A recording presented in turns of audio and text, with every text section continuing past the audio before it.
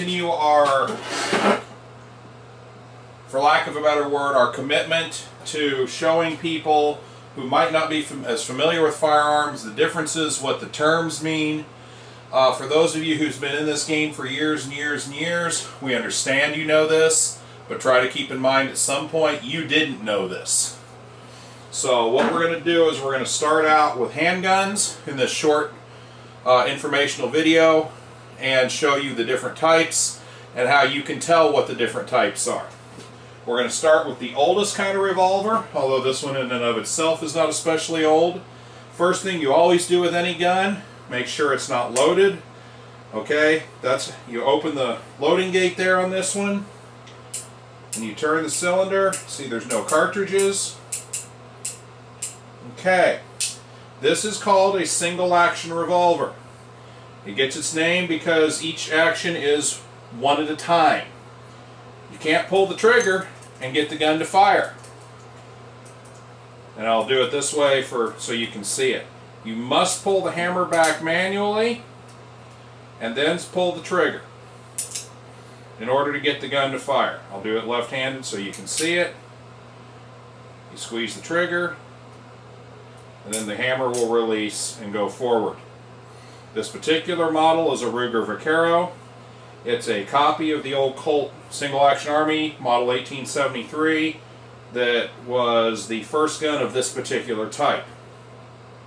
The next gun I'm using, even though it's not in particularly good shape, just because it has sentimental value to my wife and I, this particular gun, it's a double action revolver. Again, we're going to make sure it's not loaded. You turn it around, the thumb piece pushes forward on this model, and you can see there are no cartridges. Okay?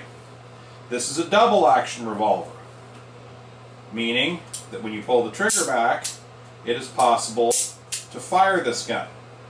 This particular gun is a Smith & Wesson 38 hand ejector from, we think, 1909. You notice the broken grip here. This gun was brought back by my father-in-law from Vietnam as a war trophy. He took it off a dead North Vietnamese officer in 1971. And if this gun could talk, because it was built in the United States in, we believe, 1909 from the serial numbers. But that's revolvers. Now, some revolvers, and I don't have an example handy today to show you, are referred to as double action only.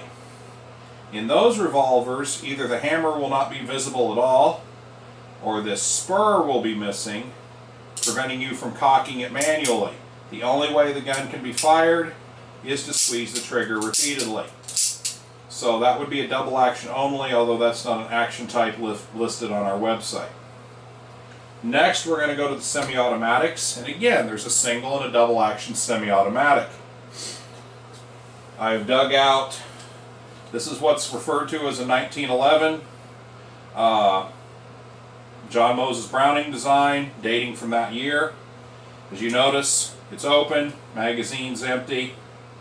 Okay, the reason this is referred to as a single action revolver, we're going to close the slide, push on that thumb piece and it comes forward. Yeah, okay, this model has a grip safety, so I must depress that to get the hammer to fall. Squeeze the trigger, okay. Again, if you pull that trigger with that hammer in the down position, nothing's going to happen. When you first chamber this revolver, let's assume this magazine is loaded, you pull it back, push on the thumb piece. Now you can squeeze the trigger and it will fire. When it fires, the recoil from the cartridge will cycle the slide, pick up another cartridge, chamber it, and as you can see, it leaves the hammer in this position and it's ready to fire. This is referred to, it is a semi-automatic, and for the purposes of our site, we don't differentiate, but it is a single action semi-automatic technically. And then lastly, we have a double action semi-automatic. Again, it's empty, magazine's empty, slides back. The difference on this one is when it's closed and the hammer's in the down position, as you might imagine, you can squeeze the trigger and the gun will fire if it's loaded. There are other features of this gun I won't get into right now. Again, on our website they're both listed as semi-automatic, but this is a double action semi-automatic in that if there was one in the chamber, you can fire it this way. So hopefully that helps you identify which action type you have, and we'll cover more action types later. These are the four most common seen on the United States market today, and actually are the four most common in the United States in history. I hope this helps you out. Thank you.